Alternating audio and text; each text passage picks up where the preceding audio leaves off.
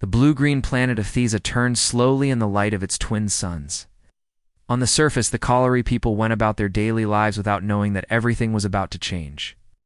They tended their crystal gardens, studied ancient texts, and created beautiful music that floated through their glass cities like gentle wind. Commander Kelthus stood in the communication center, watching his technicians work at their stations. The Colliery had always been peaceful. Their greatest weapons were knowledge and art. They had never needed to fight anyone because they had never met anyone worth fighting. That changed when the message came through. The signal arrived on a frequency they had never heard before. It was weak and broken, filled with static and strange sounds. The translation computers worked for hours before they could make sense of it. When they finally decoded the message, Kelthus felt his heart grow cold. The message was a cry for help. From a world called Zephyr Prime, the beings there were dying. A terrible enemy called the Vactor Empire was destroying their planet. They had burned their cities, killed millions of their people, and taken the rest as slaves. Zephyr Prime had only weeks left before their last defenses would fall. Kelthus, read the message again and again. The words painted a picture of horror that his people had never imagined. The Vactor were not just conquerors. They were destroyers who took everything and left nothing behind. World after world had fallen to them. Entire species had been wiped out. The commander called his advisors to an emergency meeting. The council chamber filled with the soft voices of worried Colliery discussing what they should do. Some wanted to ignore the message. Others said they should try to hide their own world better. A few suggested they should abandon Thesa and flee to the outer rim of the galaxy. Kelthus listened to all of them, but his mind was already made up. The Colliery were not warriors, but they were not cowards either. They could not save Zephyr Prime with weapons they did not have, or soldiers they had never trained. But they had something else. They had the most powerful communication array in known space. "We will send the message further," Kelthus announced. "If we cannot help them ourselves, maybe someone else can." His advisors looked uncertain. Commander, one of them said, "We do not know who might receive such a signal. What if we contact something worse than the Vactor?" Kelthus stood up and walked to the great window that looked out over their peaceful city. "Then we will face that when it comes. But I will not let these people die without trying to help them." The technicians worked through the night to boost their communication array to maximum power. They added the plea from Zephyr Prime to their own message, explaining who they were and asking for help. The signal would reach dozens of star systems, maybe hundreds. Someone out there had to be both powerful enough and willing enough to fight the Vactor. The message went out into the dark between the stars 3 days later. Far across the galaxy, the signal reached a small blue planet orbiting a yellow star. The beings there called their world Earth, and they were very different from the peaceful Colliery. Lieutenant Colonel Jake Morrison was finishing his coffee in the command center of Cheyenne Mountain when the alert came through. The deep space monitoring stations had picked up something unusual. It was clearly artificial, but it was not from any human source. Jake put down his coffee cup and walked over to the main display screen. The technicians were already working to clean up the signal and run it through their analysis computers. The first thing they discovered was that it was not random noise. It was a message.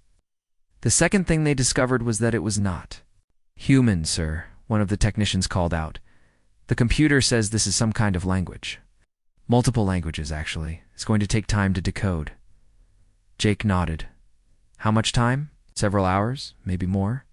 "The patterns are completely unlike anything in our databases." Jake picked up the secure phone and dialed the Pentagon. Within minutes, the news was racing up the chain of command. The president was woken up. The Joint Chiefs were called into emergency session. Scientists and linguists from around the world were contacted and brought in. For the first time in human history, they had received a message from another world. The linguistics team worked without rest. They used every computer program and code-breaking system that Earth had ever developed. Slowly, piece by piece, they began to understand what the aliens were saying. Dr. Helen Carter led the translation team. She had spent her career studying dead languages and ancient writing systems. Now she was working on something that no human had ever seen before. As the message became clearer, her excitement turned to concern and then to alarm. "Colonel Morrison," she called out, her voice tight with worry. "You need to see this." Jake hurried over to her workstation. On the screen was the translated message, line by line as they had decoded it. As he read, his face grew hard. The message told of genocide. It spoke of entire worlds burned to ash. It described the Vactor Empire and their endless hunger for conquest. It told of species that had been wiped out completely, leaving nothing behind but empty planets and broken dreams. But most importantly, it was a plea for help. 2 different alien species were begging anyone who could hear them to come and fight. The Vactar. They were not asking for money or resources. Were asking for someone to stand between them and destruction. Jake read the message 3 times, and he picked up the phone again. "Get me the president," he said. An hour later, President. Helen Davis sat in the Situation Room with her top advisors. The translation of the alien message lay on the table in front of them. The room was quiet as everyone tried to process what they had learned. "How sure are we that this is real?" the president asked. Dr. Carter spoke up. "Sure as we can be. Madam President, the signal came from deep space. The mathematical and linguistic patterns are consistent throughout. This is not a hoax or a test. Someone out there is dying and they asked for help." The Secretary of Defense leaned forward. "Even if it's real, what can we do? We barely have a space program. Our most advanced ships can't even reach Mars reliably. How are we supposed to fight an alien empire?" The room fell silent again. Everyone knew he was right.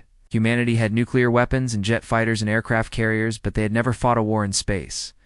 They had never even met another intelligent species before. President Davis looked around the table at her advisors. Some looked doubtful. Others looked scared. But she saw something else in a few faces. She saw the same thing she felt in her own heart. Anger. These Vactars were bullies on a scale that humanity had never imagined. And if there was one thing that united every human culture, it was hatred of bullies. "What would we need to send a response?" she asked Colonel Morrison. Straightened up. "The same array that received the message can send one back. We can have a reply ready in a few hours. What would we tell them?" Jake looked at the president, then at the message from the dying worlds. His answer was simple and direct. "We tell them that help is coming." President Davis nodded slowly. "Do it. Send the message, and then start calling everyone. The UN Security Council, NATO, every space agency on Earth. If these people ask for help, then by God, we're going to give it." To them, 3 hours later, the most important message in human history left Earth and began its journey across the stars. It was short and simple, translated into the same alien languages that had brought the cry for help. "This is Earth. We received your message. We are coming to help you. Hold on." The message raced through space at the speed of light, carrying with it a promise that would change the galaxy forever. The monsters of Earth had heard the cry for help, and they were stirring. The news of the alien message spread across Earth like wildfire. Within hours, every major news network was broadcasting the story. People gathered in the streets, in their homes, and in public places to discuss what it meant. For the first time in human history, they knew they were not alone in the universe. Their first contact was not peaceful exploration. It was a cry for help from strangers being murdered by monsters. President Lynn Davis stood before the United Nations Emergency Assembly. Its representatives from every nation on Earth filled the Great Hall. Outside, protesters marched with signs, calling for action. Inside, the debate was fierce, but the conclusion was becoming clear. "Fellow leaders of Earth," President Davis began, her voice carrying across the silent chamber. "We have all read the translated message. We have all seen the evidence. Somewhere in our galaxy, innocent beings are being slaughtered by an empire that destroys everything in its path. They have asked for our help. The question before us is simple. What kind of species do we want to be?" The Russian representative stood up. "President Davis, we must be realistic. We have no space warships. We have no way to travel between stars. How can we fight an enemy we cannot even reach?" The Chinese delegate nodded in agreement. "Even if we could reach them, We know nothing about their technology or their numbers. This could be suicide for our entire species. But other voices rose in opposition. The British Prime Minister spoke with passion. We cannot ignore genocide simply because it is happening far away. If we have the power to help, we have the duty to try. The debate continued for hours, but something remarkable was happening. Despite their different languages and cultures, despite centuries of conflict and mistrust, the representatives of Earth were reaching the same conclusion. They could not stand by and watch innocent beings die. The vote was not even close. 192 nations voted to provide aid to the alien worlds. Only 3 abstained. None voted against. Admiral Patricia Stone had commanded the Pacific Fleet for 5 years. She was known for her calm judgment and careful planning. But as she stood in the Pentagon briefing room, looking at the hastily drawn plans for humanity's first interstellar military operation, she felt anything but calm. "Let me make sure I understand this correctly," she said to the assembled military leaders. "We are going to take every space-worthy vessel we have, load them with weapons and supplies, and somehow travel faster than light to fight an alien empire that has conquered hundreds of worlds." Here in General Marcus Webb, the Army Chief of Staff, nodded. Grimly, "That's about the size of it, Admiral. The scientists think they can reverse engineer the alien faster-than-light communication technology to build engines. It won't be pretty, but it might work." Admiral Stone looked at the list of ships they were planning to use. Military satellites with hastily attached engines. Cargo ships converted to carry weapons. Mining vessels stripped down and rebuilt as warships. Research stations turned into mobile command centers. It looked like desperation, not a battle plan. "How long do we have?" she asked. According to the alien message, Zephyr Prime has maybe 3 weeks before their defenses fail completely. "Our best estimate is that we can have the first ships ready in 2 weeks. Admiral Stone studied the faces around the table. These were some of the best military minds on Earth, and they all knew how impossible this mission seemed. But she also saw something else in their expressions. Determination. The same look she had seen on the faces of soldiers. "Preparing for DID or the Marines heading for Iwo Jima." "Then we better get started," she said. Dr. Vincent Hayes had spent his career studying theoretical physics. He had published papers on faster-than-light travel that most people thought were science fiction.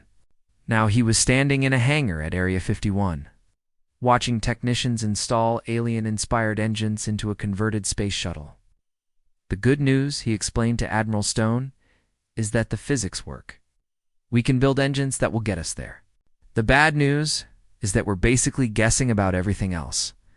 The alien message had contained star charts and navigation data, but it was like trying to read a map written in a language you barely understood. Dr. Hayes and his team had worked without sleep for days, trying to decode the alien mathematics. "And science. What about weapons?" Admiral Stone asked. "Our missiles and guns were designed to work in Earth's atmosphere and gravity. Will they function in space combat?" Dr. Hayes shrugged. "Some will, some won't. We're modifying everything we can. Nuclear missiles should work fine in vacuum. Railguns might actually work better without air resistance. But honestly, we won't. Know for sure until we get there." Captain Ryan Butler walked around his new command, trying not to think about how crazy this all was. The EU's Defiance had been an asteroid mining ship just 2 weeks ago. Now it bristled with missile launchers. Railguns and armor plating welded on by teams working around the clock. His crew was just as improvised as his ship. Lieutenant Commander Lisa Rodriguez had been a test pilot before volunteering for the mission. She now commanded the ship's fighter squadron, flying modified atmospheric fighters that had been hastily converted for space combat. Master Sergeant Kevin Murphy led the Marine detachment, soldiers who had trained for desert warfare but would soon be fighting in alien environments. Captain Rodriguez said as she joined him on the bridge, "The fighters are loaded and ready. The boys are scared, but they're ready to fight." Butler nodded. Every member of his crew had volunteered for the mission, knowing they might never come home. Some had families, some had careers they were leaving behind. But when they heard about the alien genocide, they had all stepped forward. "What about you, Lisa?" he asked. "Having second thoughts?" She smiled, but it was a cold smile that didn't reach her eyes. "Sir, I've been flying combat missions for 8 years. fought terrorists and drug cartels and pirates. But this is the first time I get to fight somebody who really deserves it. The launch preparations were unlike anything Earth had ever attempted. Ships lifted off from bases around the world, their crews saying goodbye to families they might never see again. The converted vessels looked nothing like the sleek starships of science fiction. They were crude, ugly, and cobbled together from spare parts and determination. But they flew. Admiral Stone stood on the bridge of her flagship, the U's Resolute, watching as the fleet assembled in Earth orbit. 47 ships of various sizes and configurations. Some were barely larger than fighter jets. Others were massive cargo haulers that had been turned into troop transports. Together, they represented the largest military operation in human history. Admiral, her communications officer, called out, "We're receiving another message from the aliens." Stone walked over to the communications station.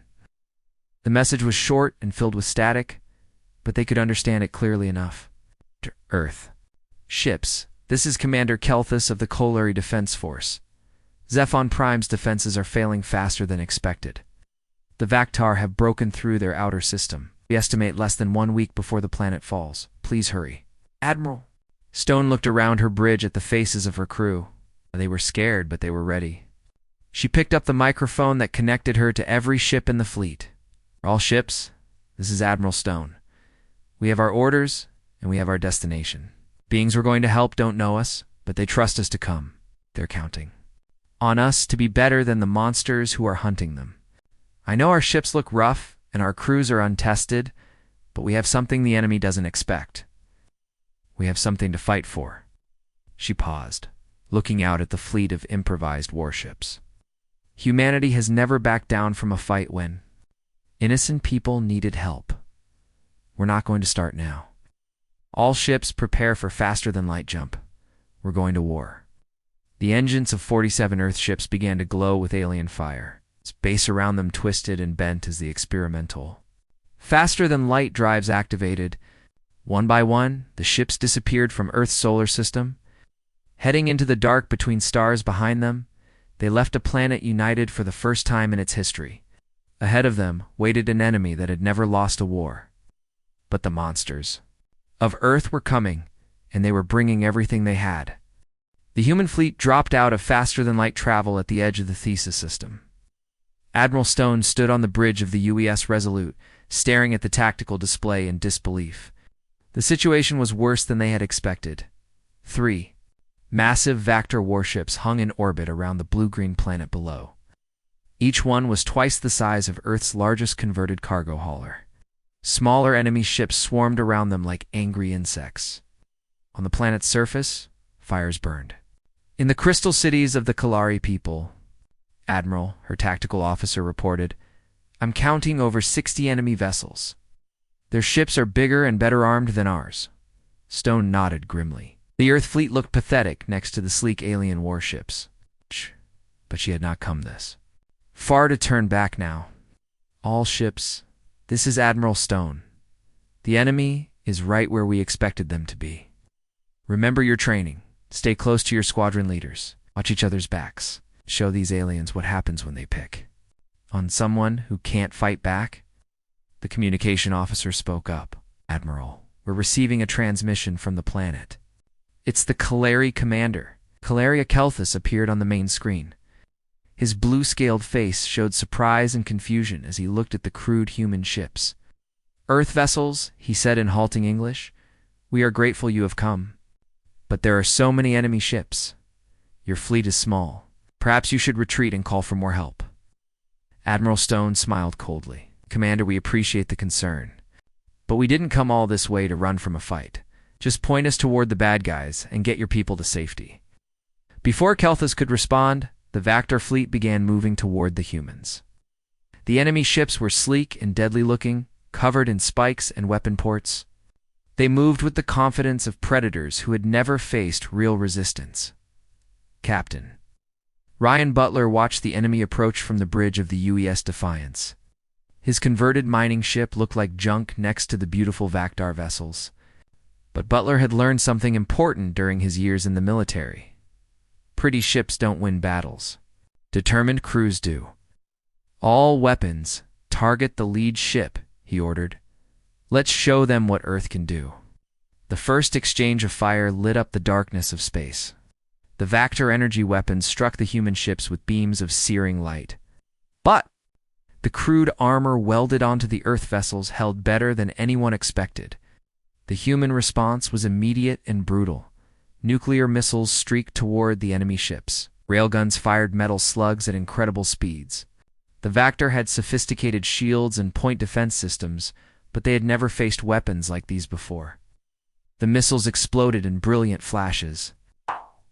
The railgun rounds punched through alien armor like paper. The first Vactor ship to die was one of their smaller cruisers.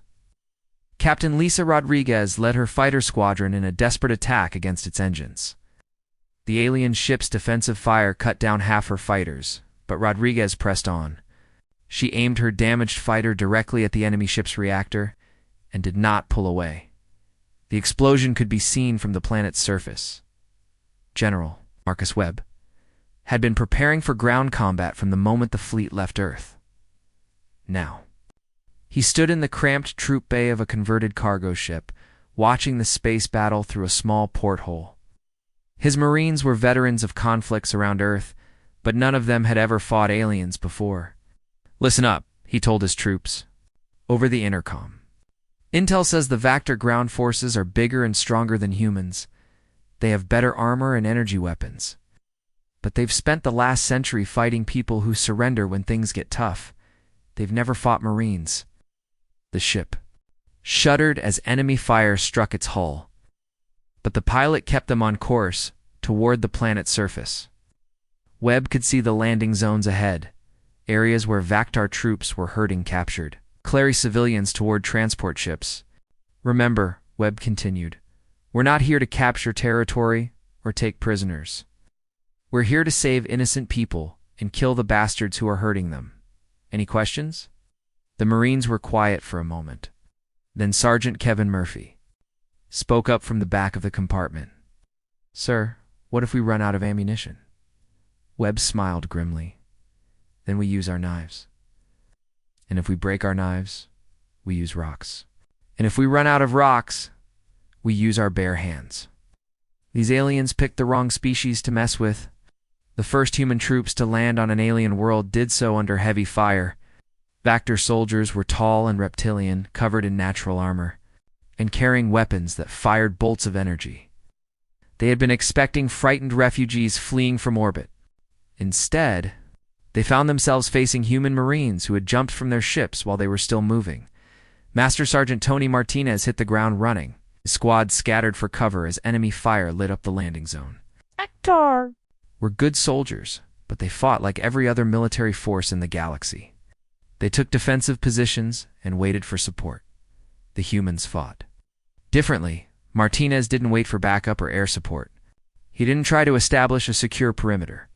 Instead, he led his Marines directly toward the enemy positions. When their rifles ran out of ammunition, they used grenades. When the grenades were gone, they drew their knives and kept advancing. Vactor had never seen anything like it. These primitive humans should have been easy to defeat, but they kept coming, no matter how many fell. Worse, they seemed to get angrier with each casualty they took. Back in space, Admiral Stone was learning the same lesson that every successful human commander had learned throughout history. Sometimes you win not because you have better weapons, but because you refuse to lose. The Vactor ships were superior in every measurable way. They were faster, better armed, and better protected. Oh. But their crews had grown soft from centuries of easy victories. When the battle started going badly, they began to retreat. The human ships pursued them.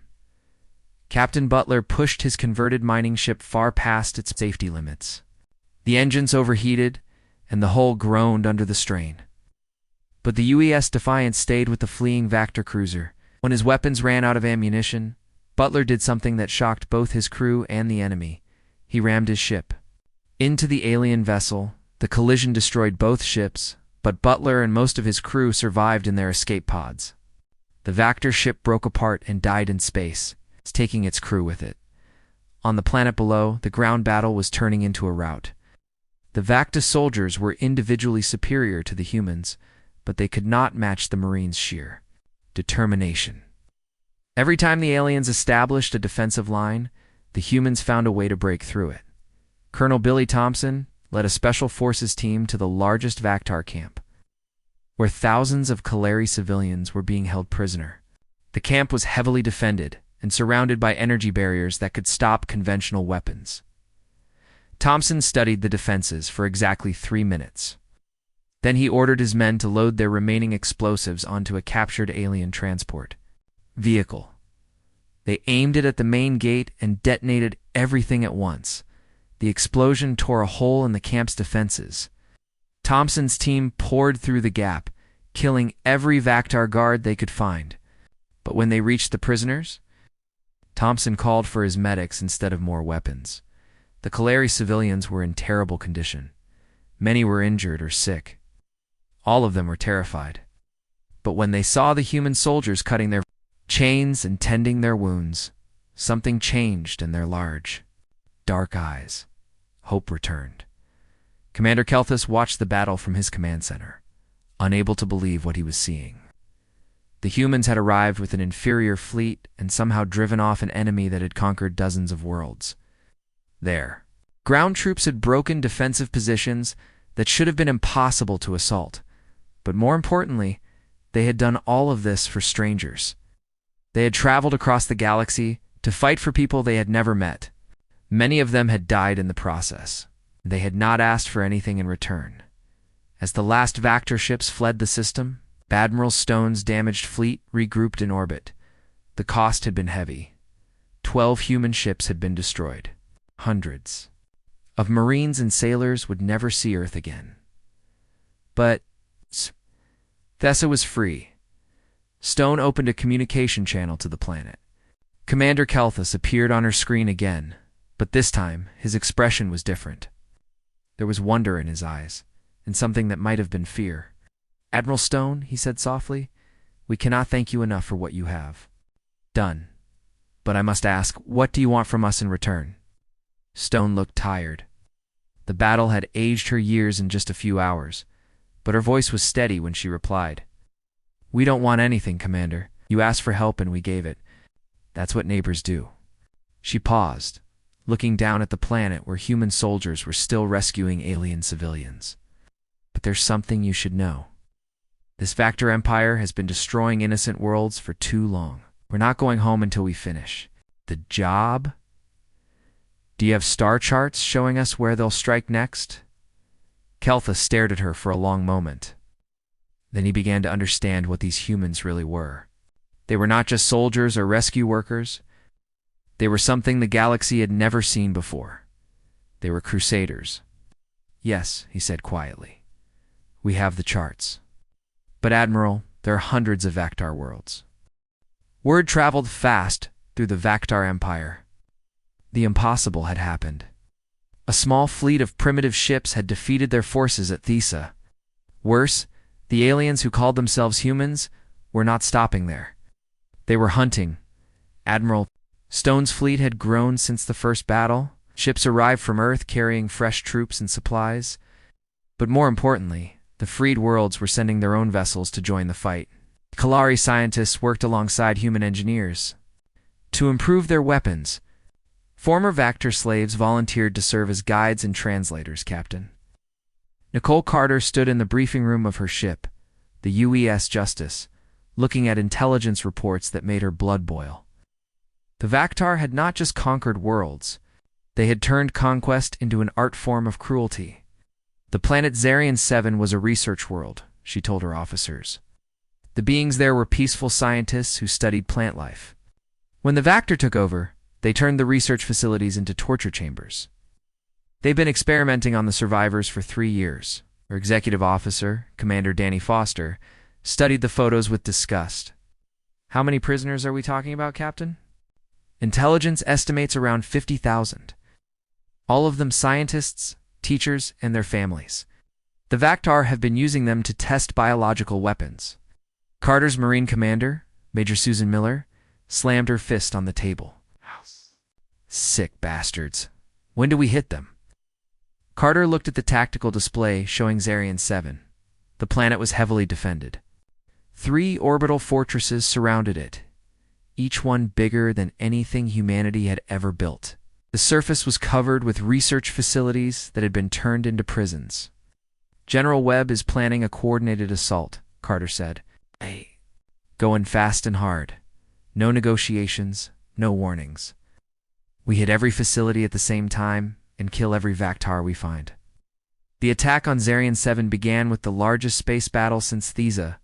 General Amanda Foster led the assault from her flagship, a converted Earth battleship that had been upgraded with alien technology. The human fleet had learned much about fighting in space during their previous battles. The Vactar orbital fortresses were powerful, but they had been designed to fight conventional enemies. The humans did not fight conventionally. While the main fleet engaged the fortresses directly, smaller ships loaded with explosives flew suicide missions into the enemy defensive lines. Captain Rebet Hayes piloted one of those suicide ships. His converted fighter carried enough nuclear explosives to destroy a city. As Vacta defensive fire tore his ship apart around him, Hayes kept flying toward his target. "This is for every innocent being you monsters have killed," he said into his radio as he triggered the detonation. The explosion vaporized the nearest orbital fortress and cleared the way for the main assault force. On the planet's surface, the liberation began immediately. Human dropships landed in the middle of Vactar research facilities, disgorging Marines who had trained for exactly this kind of mission. But what they found was worse than any training could have prepared them for. Colonel Kevin Murphy led his battalion through the corridors of Research Facility Alpha. The walls were lined with cells containing alien beings who had been subjected to horrific experiments.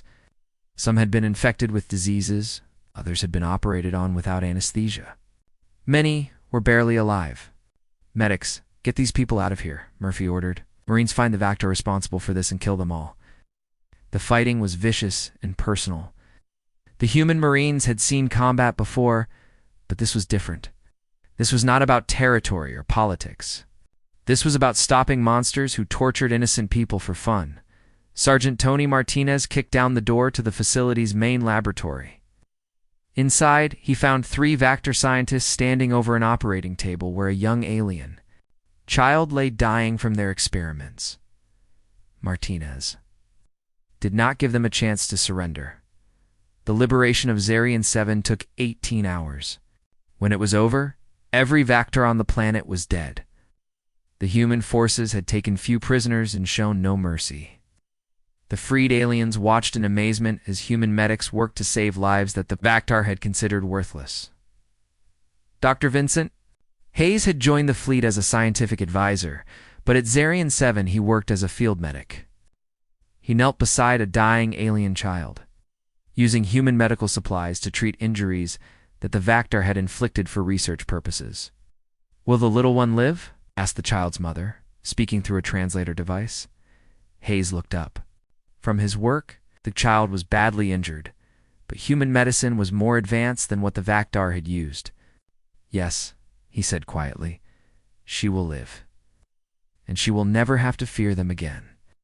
But the victory at Xerion 7 brought disturbing news. Intelligence gathered from captured Vactar computers showed the true scope of the Empire. They controlled over 800 star systems, their fleets numbered in the thousands, and they were preparing a massive counterattack against the human-led coalition. Admiral Stone studied the intelligence reports in her private cabin. The numbers were staggering. Even with their growing fleet of allies, the humans were outnumbered, 50-1. Any sane military commander would have retreated to Earth and prepared for a defensive war.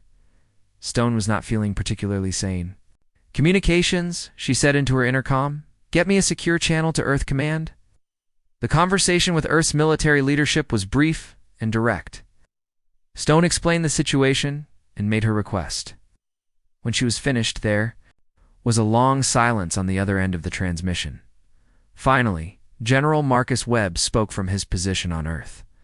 "Admiral, what you're asking for is insane. We would be committing every military asset humanity has to a single offensive operation. Yes, sir, Stone replied. That's exactly what I'm asking for. The casualties could be enormous. Could lose everything. Stone looked out her cabin window at the stars, where thousands of innocent beings were still suffering under Vactar rule. Sir, we're already at war with an enemy that wants to destroy every free civilization in the galaxy. We can fight them here and now, while we still have the initiative, or we can wait for them to come to Earth with everything they have. The decision came back within hours. Earth would send everything. Every ship, every soldier, every weapon. They could spare. Humanity was betting its entire future on one massive assault against the heart of the Vactar Empire. The target was Drachmer, the Vactar capital world. Intelligence showed it was the most heavily defended planet in known space. It was surrounded by defensive stations, patrol fleets, and orbital weapons platforms. The surface was covered with military installations and government buildings. Most importantly, it was where Emperor Thakmar lived. The alien dictator who had personally ordered the genocide of 17 different species. Captain Billy Thompson led the intelligence-gathering mission to Drachmer. His stealth ship was a converted research vessel equipped with the most advanced sensors Earth could build. For 2 weeks, his crew mapped the planet's defenses and gathered information about the enemy's capabilities. What they found was terrifying. Drachmer was protected by over 300 warships and 50 orbital defense platforms. The planet itself was a fortress, with underground bunkers and surface-to-space missile batteries. But Thompson also found something else. The Vactar had grown overconfident, had never lost a major battle in their home territory. Their defenses were strong, but they were not prepared for the kind of desperate, out assault that humans specialized in. Admiral Thompson reported when he returned to the fleet. They're tough, but they're not ready for us. Their defenses are designed to stop conventional attacks. If we hit them with everything at once, we might be able to break through tomorrow. Stone assembled the largest fleet in human history. Over 200 ships from Earth, carrying the best soldiers and weapons humanity could produce. But they were not alone. The fleet also included vessels from every world the humans had liberated. Kalari science ships equipped with advanced sensors, former Vactar slave species flying captured enemy vessels. Even some of the freed experimental subjects from Xerion 7 had volunteered to fight. The message came just as the fleet was preparing to leave for Drachmer. It was broadcast on all frequencies from the Vactar capital, delivered personally by Emperor Thakmar himself. The alien ruler appeared on the main screen of every ship in the human fleet. He was tall and reptilian, covered in natural armor and ceremonial decorations. His voice was cold and arrogant as he delivered his ultimatum. Humans of Earth, he said, you have interfered with the natural order of the galaxy for the last time. You have freed worlds that rightfully belong to the Vactar Empire. You have killed soldiers who were bringing civilization to savage species. Thakmar paused, his alien eyes staring directly into the camera. But I am not without mercy. Cease your attacks immediately and return to your primitive world. In exchange, I will allow your species to survive as slaves in our empire. You will serve us faithfully, and we will not exterminate you completely. The message continued for several more minutes, listing the Emperor's terms and threatening terrible consequences if the humans refused to surrender. The human fleet dropped out of faster-than-light travel at the edge of the Drachmer system. Admiral Stone stood on the bridge of her flagship, staring at the most heavily defended world in the galaxy. The Vactar capital was surrounded by so many ships and defense stations that they blocked out the stars. Tactical report, Stone ordered. Her officer's voice was grim. 312 enemy warships in defensive formation. 57 orbital defense platforms. Unknown number of surface-to-space missile batteries. Admiral, they outnumber us 3-1. Stone nodded. The odds were bad, but they had been bad at every battle since this war began. Somehow, the humans always found a way to win. All ships. This is Admiral Stone. You all know why we're here. That planet down there is the heart of an empire that has murdered billions of innocent beings. Today we cut out that heart. She paused, looking at the tactical display showing her fleet. 200 ships from Earth in the liberated worlds? Not enough to win a conventional battle. But humans had never been conventional. Remember what we learned at Thesa and Xerion 7? We don't fight their kind of war. We fight our kind of war. Fast, hard, and without mercy. All ships begin the attack. The battle for Drachma began with the largest space engagement in galactic history. Human ships charged directly into the Vactar defensive lines while their alien allies provided covering fire. The enemy responded with overwhelming force, but they made one critical mistake. They tried to fight the humans at long-range captain. Ryan Butler had survived the battle at Thesa in a damaged escape pod. Now he commanded a new ship, the UES Retribution, a purpose-built warship designed by human and alien engineers working together. As enemy fire lit up space around him, Butler did what every human commander had learned to do. He closed the distance. The Vactar ships were designed for long range combat between civilized opponents. They had powerful weapons and strong shields, but they were not built to survive human-style close combat. Butler brought his ship within ramming distance of a Vactar cruiser and unleashed everything he had. Nuclear missiles detonated against alien armor. Railgun rounds punched through energy shields. Most importantly, human boarding parties cut their way into enemy ships and began fighting hand-to-hand in the corridors. The Vactar had never faced boarders before. In their experience, space combat was fought between ships, not soldiers. They were not prepared for human marines with explosive charges and close combat weapons, Captain. Nicole Carter led one of those boarding actions. Her ship had been crippled by enemy fire. The Carter and her crew cut their way into a Vactar battleship and began working their way toward the bridge. The alien corridors were filled with defensive troops, but the Marines had trained for exactly this kind of fighting. "Keep moving!" Carter shouted over the sound of gunfire. "We need to take their command center before they can call for reinforcements." The fighting was brutal. Bacta soldiers were bigger and stronger than humans, but they fought like individuals. The humans fought as a team, covering each other and coordinating their attacks. When Carter's rifle ran out of ammunition, she drew her sidearm. When that was empty, she drew her knife. By the time they reached the bridge, half her Marines were wounded or dead. But the Vactar ship was theirs.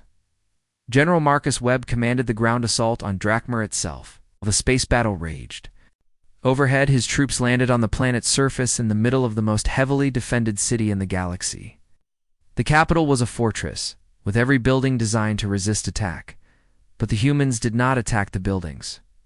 They attacked the people inside them. Colonel Robert Hayes led his battalion through the underground tunnels beneath the government district. Human engineers had studied the city's construction plans captured from enemy computers during previous battles. They knew every tunnel, every maintenance shaft, every weakness in the enemy's defenses. Remember, Hayes told his troops, "We're not here to capture territory. We're here to capture one specific target." Emperor Thokmar dies today, and his empire dies with him. The underground fighting was vicious. Vactar's security forces had every advantage except one: they were defending their homes, which meant they fought carefully to avoid destroying their own city. The humans had no such concerns. They used explosives freely, collapsed tunnels behind them, and turned the enemy's own infrastructure into weapons. Major Susan Miller led a special forces team directly toward the Imperial Palace. Intelligence showed that Thokmar was hiding in a bunker deep beneath the building. Protected by layers of security and hundreds of guards, Miller's team cut through them all. The final defense was an energy barrier that could stop any conventional weapon. Miller studied it for exactly 2 minutes, then ordered her demolitions expert to pile every explosive they had against the barrier's power source. The explosion brought down half the palace, but it also opened the way to the Emperor's bunker. Emperor Thokmar was waiting for them in his command chamber, surrounded by his personal guards and his most trusted advisors. He was tall and imposing, covered in ceremonial armor that had been worn by Vactar rulers for 1,000 years. So he said as the human soldiers entered his chamber, "The primitive mammals have finally come for me. Do you think killing me will end this war? My empire spans hundreds of worlds. My fleets will hunt your species to extinction. Major Miller looked at the alien dictator who had ordered the deaths of billions. Her response was simple and direct. Your fleets are being destroyed as we speak, your empire is falling apart, and you're about to be executed for genocide. Thokmar's guards moved to protect him, but Miller's team was ready. The firefight in the command chamber lasted less than a minute. When it was over, the Emperor of the Vactor Empire was alone with his executioners. But Miller did not kill him immediately. Instead, she activated her communication device and broadcast his surrender on every frequency her equipment could reach. This is Major Susan Miller of the Earth's Expeditionary Force, broadcasting from the Imperial Palace on Drakmar. Thokmar is our prisoner. The Vactor capital has fallen. All Vactor forces are ordered to surrender immediately or face complete annihilation. The broadcast went out across the galaxy, carried by the same communication networks that the Vactor had used to coordinate their empire. On 100 worlds, Vactor commanders heard their emperor's defeat and realized that their war was over. Some of them tried to continue fighting. Human forces hunted them down systematically. Others tried to flee to distant stars. The liberated worlds sent their own ships to pursue them. Most simply surrendered, hoping for mercy from the humans who had shown none to their leaders. The space battle around Drakmar ended with the complete destruction of the Vactor fleet. Admiral Stone's ships had taken heavy casualties, but they had achieved total victory. For the first time in 1,000 years, the Vactor Empire's capital was silent. Stone stood on the bridge of her damaged flagship, looking down at the planet that had once been the center of galactic tyranny. Fires burned in the ruins of the Imperial Palace. Human and alien ships worked together to rescue prisoners from the planet's dungeons. Admiral, her communications officer, reported, receiving surrender messages from Vactor forces across the galaxy. It looks like word of the Emperor's capture is spreading. Stone nodded. The war was ending, but she knew it would take months to hunt down every last Vactor stronghold. Some of them would resist to the end. Others might try to establish new empires in distant systems, but the back of their power was broken forever. Commander. Kelthus contacted the fleet from his ship in orbit. The Kaleri commander who had first sent the cry for help looked older and wiser than he had months ago. Admiral Stone, he said, I wanted to thank you personally, not just for saving my people, but for saving all of us. The galaxy is free because of what humans have done. Stone looked tired. The war had cost her many friends and taken a heavy toll on her fleet. But there was satisfaction in her voice when she replied, Commander, we didn't do this alone. Every species that joined our fleet, every world that provided support, every being that refused to give up hope, they all helped win this war. She paused, looking at the tactical display showing liberated worlds across the galaxy. But you're right about one thing. The galaxy is free, and we're going to keep it that way. 6 months later, the last Vactor stronghold fell to a combined fleet of human and alien ships. The empire that had terrorized the galaxy for 1,000 years was gone. Reduced to scattered refugees and historical records, Earth became the center of a new galactic alliance. But not as conquerors. The humans insisted on a democratic council where every species had an equal voice. They shared their military technology freely and trained other species in human combat tactics. Most importantly, they established a simple rule that governed all member worlds. Any species that preyed on the innocent would face the combined might of the Alliance. The monsters of Earth had become the guardians of the galaxy. Admiral Stone retired to a small colony world where she wrote her memoirs and taught military strategy to young officers from dozens of different species. Her book became required reading at every military academy in the Alliance. The final chapter contained a simple warning that was translated into every known language.